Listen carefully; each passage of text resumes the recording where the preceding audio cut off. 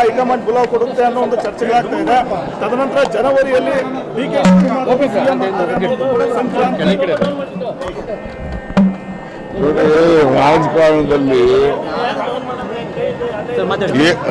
ರಾಜಕಾರಣದಲ್ಲಿ ಏನೆಲ್ಲ ಆಗಬಹುದು. ರಾಜಕಾರಣ ಅಂತಕ್ಕಂಥದ್ದು ನಿಂತ ನೀರಲ್ಲ, ಅದನ್ನು ಹರಿತಕ್ಕಂಥ ನೀರು. ಹಾಗೆ ಚಲನಶೀಲತೆಯನ್ನು ಹೊಂದಿರತಕ್ಕಂಥ ರಾಜಕಾರಣದಲ್ಲಿ ಎಲ್ಲ ಪಕ್ಷದಲ್ಲೂ ಕೂಡ ಬದಲಾವಣೆಗಳು ನಿರಂತರವಾಗಿ ನಡೀತಾನೆ ಇರ್ತವೆ. ಈಗ ಬಿಜೆಪಿನಲ್ಲಿ ಏನೆಲ್ಲ ಸರಿಯಾಗಿದೆಯಾ?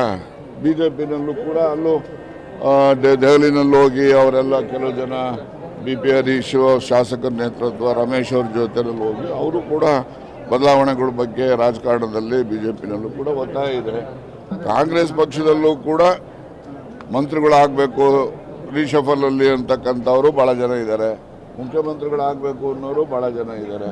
ಆದರೆ ಈ ಗೊಂದಲವನ್ನು ಆದಷ್ಟು ಜಾಗ್ರತೆ ನಮ್ಮ ಕಾಂಗ್ರೆಸ್ ಪಕ್ಷದ ಹೈಕಮಾಂಡು ಅದನ್ನು ನಿವಾರಣೆ ಮಾಡಬೇಕು. ಇಲ್ಲ ಅಂತ ಹೇಳಿದ್ರೆ ಈ ರೀತಿಯ ಒಂದು ಪರಿಸ್ಥಿತಿ ಏನಿದೆ, ಈ ಪರಿಸ್ಥಿತಿಯಿಂದ ರಾಜ್ಯದ ಆಡಳಿತದ ಮೇಲೆ ದುಷ್ಪರಿಣಾಮ ಆಗ್ತದೆ ಅಂತಕ್ಕಂಥದ್ದು ನನ್ನ ನೋಡ್ರಿ. CLPನಲ್ಲಿ ವೋಟಿಂಗ್ ನಡೆದಿದೆ. ವೋಟಿಂಗ್ ನಡೆದು CLP ಲೀಡರು ಎಲೆಕ್ಟ್ ಆಗಿರೋದು. He has been elected for A period of 5 years. ಈ ಮಧ್ಯೆ ಬದಲಾವಣೆ ಆಗಬೇಕು ಅಂತ ಹೇಳಿದ್ರೆ ಅವರು ರೆಸಿಗ್ನೇಷನ್ ಕೊಟ್ಟರೆ ಇನ್ನೊಬ್ಬರು ಬರಲಿಕ್ಕೆ ಸಾಧ್ಯ. ಅವ್ರು ರೆಸಿಗ್ನೇಷನ್ ಕೊಡೋವರೆಗೂ ಅವರೇ ಲೀಡರ್ ಇರ್ತಾರೆ.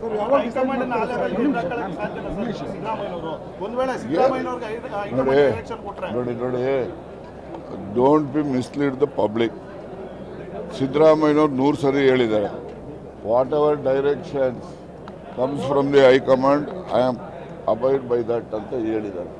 ಸೊ ಆಗಿರೋವಾಗ ಸಿದ್ದರಾಮಯ್ಯನವರು ಹೈಕಮಾಂಡವ್ರಿಗೆ ಎದುರಿಸ್ತಕ್ಕಂಥದ್ದಾಗಲಿ ಹೈಕಮಾಂಡ್ನವರು ಸಿದ್ದರಾಮಯ್ಯನವ್ರಿಗೆ ಕೈ ಬಿಡುವಂಥದ್ದಾಗಲಿ ಏನು ನಡೆಯೋದಿಲ್ಲ ಅಂತಕ್ಕಂಥದ್ದನ್ನು ಇಟ್ಕೊಳ್ಳಿ. ಬದಲಾವಣೆ ಅನಿವಾರ್ಯ ಆದರೆ DK ಶಿವಕುಮಾರ್ ಮಾತ್ರ ಆಪ್ಷನ್ ಅಂತ ಎಷ್ಟು ಜನ ಇದ್ದಾರೆ ಕಾಂಗ್ರೆಸ್ಸಲ್ಲಿ? 2013ರಲ್ಲಿ ಇದೇ ಡಾಕ್ಟರ್ G. ಪರಮೇಶ್ವರ್ ಅವರು ಅಧ್ಯಕ್ಷರು 8 ವರ್ಷ ಇದ್ದರು. ಅವ್ರ ಕಾಲದಲ್ಲೂ ಸರ್ಕಾರ ಬಂತಲ್ಲ, ಅವರು ಅಧಿಕಾರಕ್ಕೆ ತಂದ್ರಲ್ಲ, ಅವ್ರನ್ನೂ ಕೂಡ ಪರಿಗಣಿಸ್ಬೇಕಲ್ಲ. ದಲಿತರು ಅಂತಕ್ಕಂಥದ್ದು ಒಂದೇ ಕಾರಣದಿಂದ ಪರಿಗಣಿಸಬೇಕು ಅಂತ ಅಲ್ಲ.